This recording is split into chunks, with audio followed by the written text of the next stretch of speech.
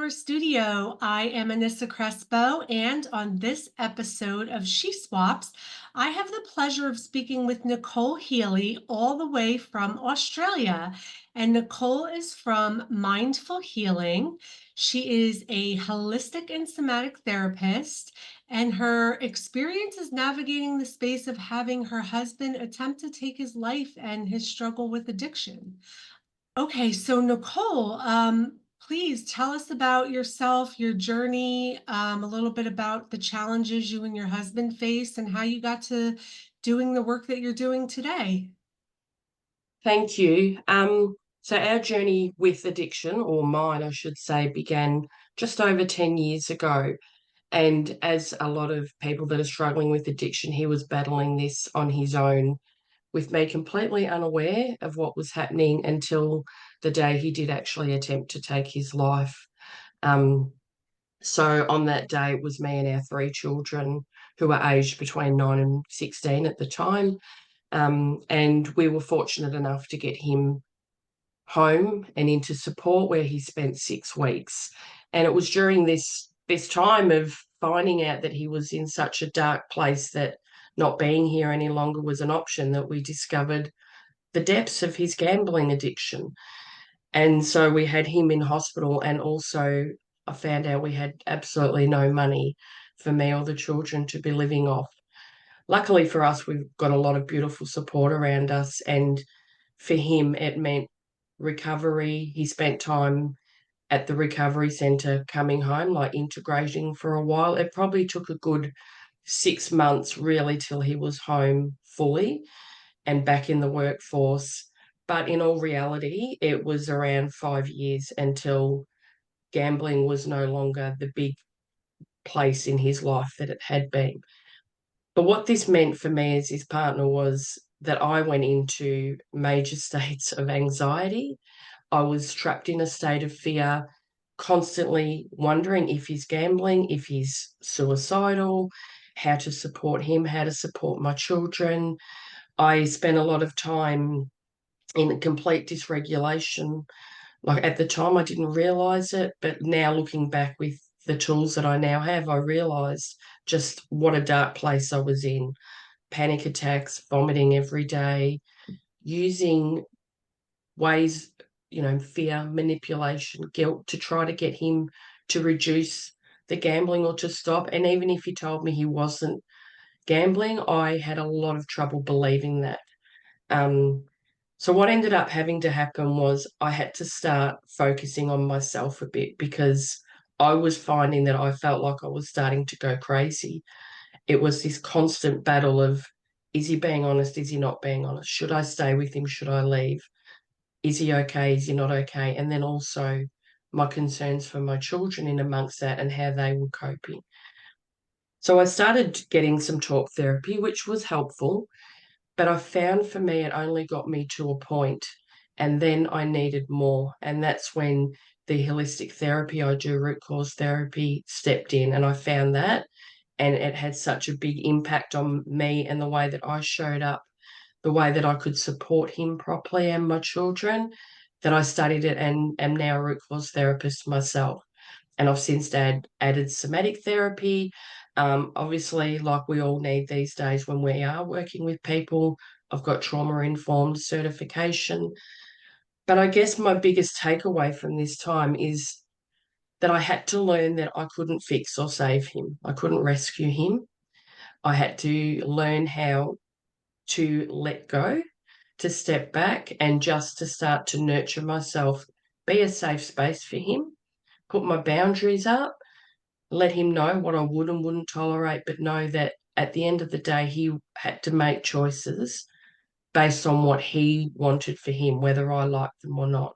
And that was probably the hardest part, really. And the hardest part my clients find too is that being able to let go, because we hold on so tightly trying to fix, and it destroys us, the loved ones, in the process. Absolutely. Wow. Nicole, first and foremost, my deepest sympathy goes out to you and your children and even your husband. Having to live through some experiences like that, it's heart-wrenching. And the fact that you are well here today and able to tell about this and able to use what you have gone through to help other people. I mean, that says a lot about who you are as a person. It really does. And, you know, um, I didn't actually realize when I first read that it was a struggle with addiction, I automatically assumed it was some sort of drug or alcohol, because that's what we mostly hear about when we talk about addiction, right? But gambling is just as bad, if not worse, when it comes to the same behaviors, the same outcomes, the same thinking, the way that the brain works, the same emotions, and the same effects that it has on your loved ones. Just because it's not a substance that you're putting into your body, it's something that is altering your mind. And most people don't realize that something like gambling can alter your mind, and it really, really can.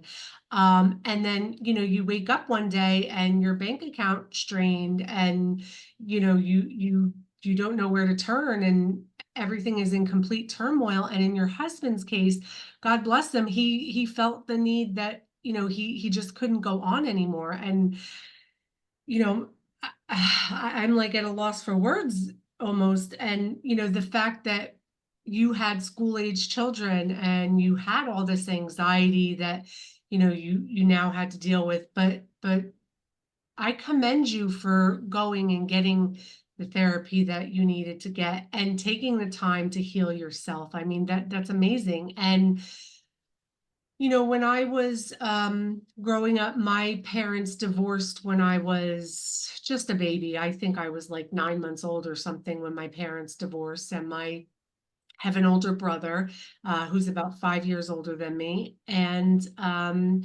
my mother struggled because my father was an alcoholic, and then there was some, unfaithfulness going on there. And she said that, for the sake of her kids, she wanted to try to make it work.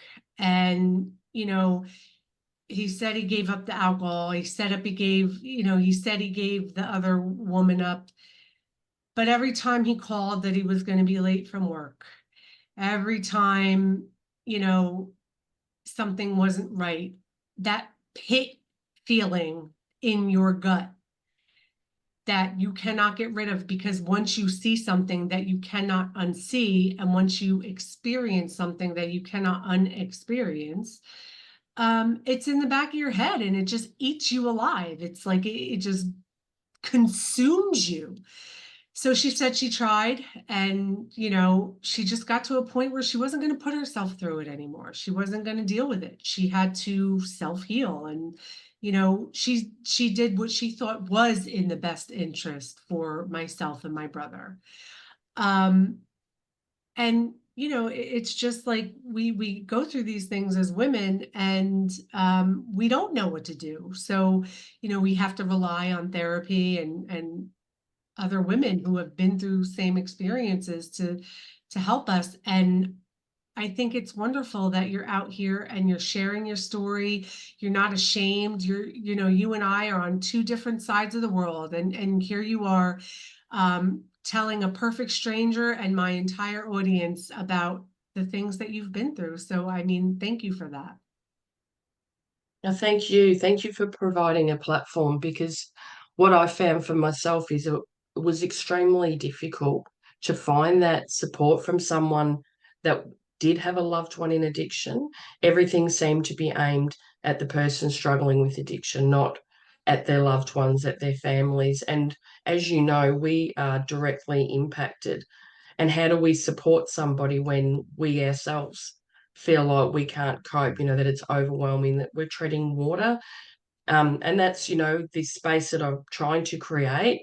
It's slowly gaining momentum. I've recently started free online support meetings as well for people, because obviously, no matter what the addiction, but especially gambling, finances are very tight. We don't have money to spare. So I obviously have one-on-one clients, but I also have started this space trying to reach and provide space for as many people as possible.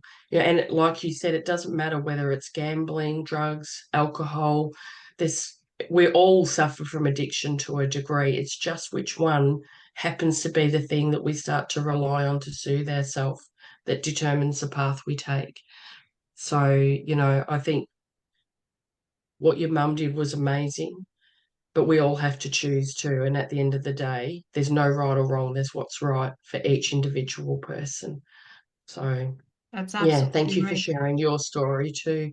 Yeah, absolutely. And thank you. I mean, that's such a great point. There is no right or wrong answer. I mean, we have to meet people at where they are and what they need because all of our needs are different. So, um, I've had people that are, loving somebody that's addicted is, um, just as traumatic as a person going through it. And like you said, everybody's focus is usually on the addicted and not, the family or the friends or the loved ones that are surrounding them. And I've had people ask me, like, what can I do for her? What can I do for him? And the answer is nothing. The answer Mm. is be there, be supportive, try not to be enabling, and just love them, because at the end of the day, you can't help somebody who doesn't want to help themselves. I mean, that's just the way it is. It's just a fact. But I'm so glad that your husband was not successful in his attempt, because I mean that it's tragic as it is to have an attempt. I mean, especially with children involved. Um, it's a horrible thing to have to go through. And like I said, I just you have an amazing story, and I'm all about women who are resilient and then turn their traumas into triumphs so that they can use them to help people. I mean, it's my passion and my own, and what I do when I help people. I like to look at some mistakes that I've made along the way in my life so that I can help the next woman not to make them. So tell us, is your primary client obviously not the addicted, but the person who loves the addicted? Yes, so primarily it is people that do have that loved one struggling with addiction. If someone comes to me and they are struggling themselves with addiction, then obviously I would support them. And if I feel that I can't, I do have people that I can refer to that I trust, that I know that can hold that amazing space. Um, and for me too, because all my work is online, for some people, I feel that they need that face to face contact is more better depending on what's happening for them. But absolutely, if you have someone who's struggling with addiction, you don't need to do it alone. I think that's the biggest message that I want people to know. We don't need to hide away ashamed or scared or stuck by this stigma that addiction can have. It can be a really heavy blanket to wear, and we want to start to take it off and step forward for ourselves.